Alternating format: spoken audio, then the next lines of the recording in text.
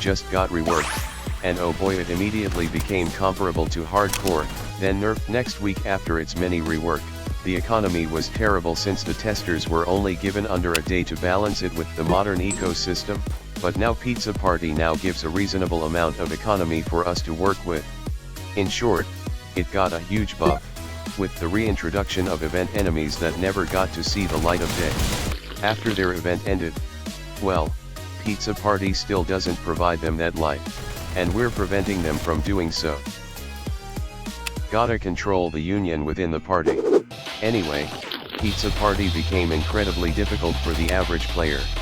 The game mode now has a lead enemy, so leads are not just in hardcore, which is nice to see. We got threats like sock puppets that charge through your defenses, unless you have a staller. Minigunner boss, then executioner, which was once insanely overwhelming. So I'll be showing you some towers you could cheese the game mode. First let's start with Mortar, a splash tower with insane range and stun immunity. This tower got everything checked in the current meta. Insane range and stun immunity. But this tower has something extra, which is full defense, piercing and splash, which are the main strengths of this tower. This tower cheeses late game hordes, because of its huge splash radius and cluster bombs. You don't even have to think about flying enemies too. Obviously, this would struggle against boss enemies, so take note of that, though they could still act as a sub DPS option for it. You can also use this fella for wave 10 above, since its early levels are pretty decent for it.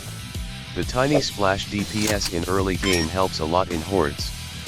This can even be used for shotgunner boss because of its insane range if it's level 3. Don't go too overboard with splash towers though. Trapper. This tower is insanely good for early game, especially once you reach level 2, which unlocks its landmines. It's still pretty good before level 2 though, allowing it to shred not only hordes, but also early bosses like Scout and maybe Shotgunner. I tried going solo with no economy towers with Trapper, and it cleaned up early game with 0 leaks. I don't even have to place it at the back too.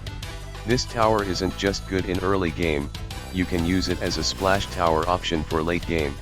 Not to forget its mid-game capabilities too. Additionally, it cleans up the pesky sock puppets with ease. I'd say this tower is fairly underrated to me, since I only recently discovered its true potential. Rocketeer. Another splash tower. Unlike Mortar, this tower is more so better against single targets, and it's very cost effective at that job. But because it can be good for single target damage, its splash radius is pretty short. You'd have to accompany this with a stalling tower to clump enemies together, to maximize Rocketeer's crowd control. Well, only at lower levels, since at the max level it gets a unique targeting mechanic, where every missile it shoots goes after their own individual enemy. If there's more enemies within range, of course.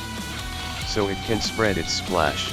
This tower is a solid option for people who don't have Mortar, or low-leveled players. A go-to tower for sub DPS and splash, making myself no longer forced to use Minigunner. If you pair this tower with Firework Technician, it's gonna be even better for Pizza Party if you get the max level upgrade, since the chances per firework shot from Firework Technician counts to every individual rockets it burst out of the launcher. Add in that extra chance from every single enemy those individual rockets hit, then it'll generate a ton of fireworks. Ranger and Pursuit. Of course, you're gonna need DPS towers for Pizza Party, so the best towers for this job is Ranger and Pursuit. They're good because of their range and simple stun immunity. The range helps a lot against Phoqus' absurd 50% range debuff ability, which lasts a while. There's no way to counter that without selling your towers and patience. Additionally, the flying detection helps out a lot, since the flying enemies at Pizza Party are fairly overwhelming, unless you brought Electroshocker. I tried my best to use Accelerator as my main DPS on solo, but the flying enemies forced me to use Pursuit instead, and it didn't do well against the final wave, so these towers are still gonna be your go-to DPS towers for Pizza Party. Should easily beat the Minigunner and Executioner boss waves. Supports. Obviously, you would want to bring supports in Pizza Party or in literally any game. Notably DJ and Commander. You get a lot of DPS boost with these towers, and other buffs. Also, This includes Pyromancer since most of the enemies have defense, so bringing this guy would make them much weaker. It's also a solid option for early game to farm. Yeah. Except on solos. Sometimes you don't need it much. As you can see, most of the meta heavily relies around splash towers. Since the waves got significantly harder, and it's not because one enemy is tanky, also because Mortar and Rocketeer was recently buffed, so they've been really good against crowds. They also fixed defense piercing from explosive towers in general before their buff. The fact that Pizza Party has a lot of enemies with defense, these really help these towers shine through and makes the mode a no-brainer. That's the meta towers for Pizza Party, where bringing one of them is already enough to change the game. They're not even complicated to use too. That's all, and if you like what you see, hit a like and subscribe if you want more videos like this. Thanks for watching.